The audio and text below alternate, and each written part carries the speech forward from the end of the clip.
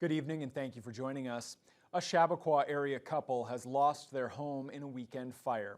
Fortunately, nobody was in the residence when the blaze broke out on Saturday at a property on Goldie Road. Neighbors reportedly spotted smoke coming from the house and called in the alarm, but the fire spread quickly and the house was destroyed. OPP say the Conmee and Shabaqua fire departments were both on the scene. There's no word yet on the cause. Friends and family of the couple who own the home are planning a fundraising campaign to help them recover from the loss, but those arrangements haven't been made yet. The recent snow and freezing rain may have contributed to several highway accidents involving transport trucks over the past couple days that resulted in closures. This one happened just west of Uppsala this morning. A transport jackknifed on Highway 17, closing the westbound lane. OPP were on scene to allow for alternating traffic to flow through, and the highway fully reopened there this afternoon. A similar incident occurred on Highway 102 near Mud Lake Road this morning. A transport slid off the roadway and traffic was delayed until the rig could be removed. And Highway 17 near Kenora was also reduced to alternating lanes of traffic today for the removal of a transport that lost control and rolled over into the ditch on Clearwater Bay. There were also highway delays near Terrace Bay this afternoon. A group of Lakehead University students held a demonstration today demanding free tuition in Canada. It's part of a nationwide movement fighting for publicly funded post-secondary education. Vasilios Bellows reports. Students at Lakehead University are pushing to make college and university education more accessible. What do we want? Free education. When do we want it? Now. The demonstration on campus on Wednesday was part of a national day of action demanding free post-secondary education in Canada. The event began with students sharing the struggles they face paying for their education before walking through campus with signs stressing the importance of free and accessible schooling. I have over $30,000 in student debt, and for myself coming from a low-income family, that's a significant barrier. I have to pay that off. Canadian Federation of Students Interim National Chair Brandon Riel Amyot says a significant number of people would attend university or college if it wasn't for the financial barriers. Going to school, it should be about learning, it should be about your research. You shouldn't have to be worrying about working multiple jobs, how you're going to make ends meet, picking between whether you're going to pay for groceries, whether you're going to pay for books, whether you're going to pay for class, because the whole point of going to school is to lift our whole community up. The students want free tuition both for Canadian residents and international students. The demonstrators cite successful attempts in other countries such as Brazil and Finland to create a publicly funded higher education system. Asil Hashim with the Lakehead Student Union says high prices have forced LUSU to do what they can to support students. Having and funding the Food Resource Center, for example, this is one way that we're advocating and addressing food insecurity, which is a direct result of high tuition costs. And so with this, we hope to strengthen the movement here at Lakehead so that more students speak up and we can demand bigger and better things. The LU Student Union plans to continue to push for free and accessible education as part of the national movement. Vasilios Bellows, TBT News. The City of Thunder Bay has launched an online public survey in response to the local pickleball club's request for more facilities. The survey asks participants about their pickleball habits and their level of interest in another indoor facility separate from the planned tennis bubble at Chapels Park. Joe Sadowski reports. Thunder Bay has seen a lot of growth in the sport of pickleball in the last few years. Last year, the Thunder Bay Pickleball Club had over 300 members, and it continues to climb. Right now, the main location for the sport is at Boulevard Lake, and the survey asks if there would be any interest in a private outdoor facility on the south side just for club members. Vice President Casper Wabinski spoke at City Council in June, saying there needs to be more of a central location for people on the south side of the city. We have to be strategic and not locating it just on the south side or north side. So that one person has to drive half an hour in the winter or in the summer, whatever, so it's important to keep it kind of central as much as we can.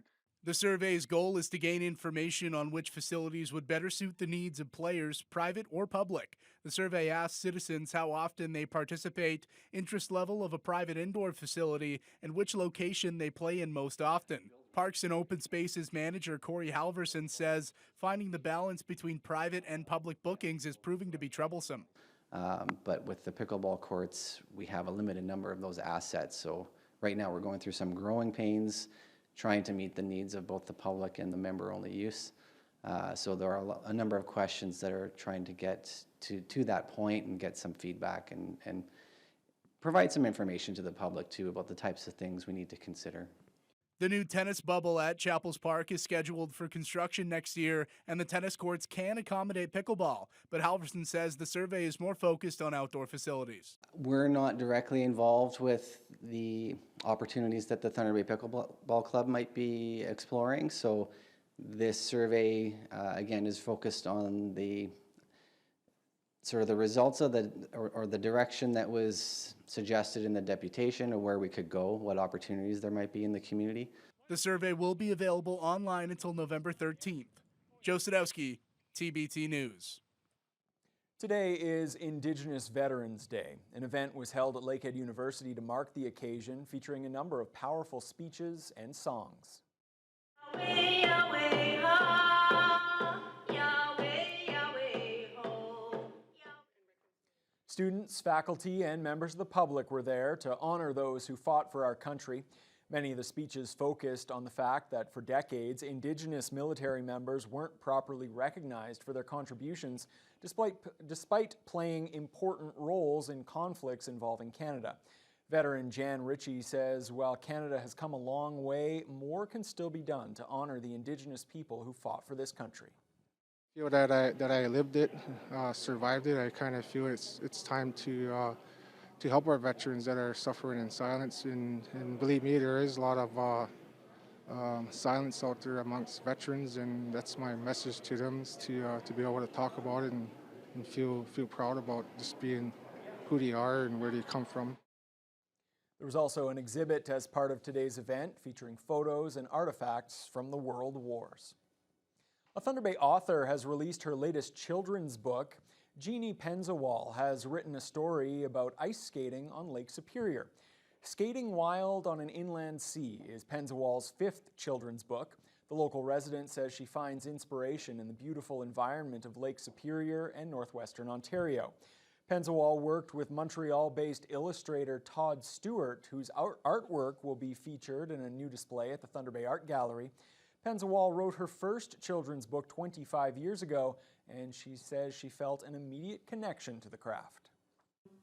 I think a story dictates what medium it's written in, but I really love the co-creative aspect of storytelling through picture books and the magic that happens when you put together words and images and what that creates, because there's something new and something special that comes together there. So it's always been a passion of mine. Overall, it was a really fun process working with Jeannie, and also I think again made the illustrations be more evocative of this place and her words. A book launch for Skating Wild on an Inland Sea will be held this Friday evening at the Art Gallery, and Stewart's illustrations will be on display there until December 3rd. Halloween is over. The Barbie dresses and Spider-Man suits have been packed away, but one local kid isn't hanging up his costume. 5-year-old Wyatt Eluk's devotion to his hero, Terry Fox, is year-round. Lee Noonan brings us his story. Terry Fox ran his Marathon of Hope nearly 40 years before Wyatt Eluk was born, but he's still an inspiration to the 5-year-old. I got the wig and I taped my pen to look like I feel like, and then I have shorts, then a shirt. Okay, and why are you dressed like Red Runners? and your Red Runners? And why are you dressed like Terry Fox, Wyatt? Because he's my hero. Wyatt's Halloween costume caught the attention of Connie Cowling, senior travel counselor at the Terry Fox Information Center. She invited Wyatt up to the center to present him with a little gift bag and for a chat about all things Terry Fox. Wyatt knew everybody in Terry's family. He told me all his family's name, and Doug, who drove him across the country, his best friend. And we talked a little bit about Terry's journey across the country, but he already knew all the answers. I didn't even have to share too much. So he's quite knowledgeable in his Terry things. Do you know where he started running? Newfoundland and he dipped, but the star that he dipped his foot and went the ocean. Yeah, and do you know where he finished running? Here. Wyatt first learned about the Canadian hero last year when his school participated in the annual Terry Fox Run. Wyatt has raised about $1,200 for cancer research over the past 2 years. It means a lot that people still care 30 years, 40 years later, and the little ones that are just learning about him now in school to know that his legacy will live on forever. Cowling says she's seen hundreds of thousands of people from all over the world passing through here, but never anyone quite so young with quite so much passion for Terry Fox. Leah Noonan, TBT News. Why, they're making Terry Fox proud, to be sure. Great job. Fiona, that might just be about the most adorable thing I have ever seen. We've got to turn to the weather now, though, and that is a bit of a different story. It was a mess out there today. Can't we keep talking about Terry? Yeah, let's do that. Let's do that, because you know he's looking down on the little one. Today, we didn't have really a lot of movement in temperatures. We had a low of 0 and a high of 3, and it was gray, and it was dark, and it was a little bit dismal. Wasn't sure whether or not we should be pulling out hats for the snow or umbrellas for the rain, probably both at times. Winds were very light from the southeast, just 6 to 14 kilometers per hour, but it was just one of these meh days and very sloppy. If we take a look at what was moving through on the radar to the west, they had kind of a mixed bag. Areas a little bit further south were getting rain. A little further north, we're getting light snow. Along the North Shore, we get a lot of heat off of Lake Superior, so although we had a little bit of snow trying to push in, it kind of melted by the time it hit the city.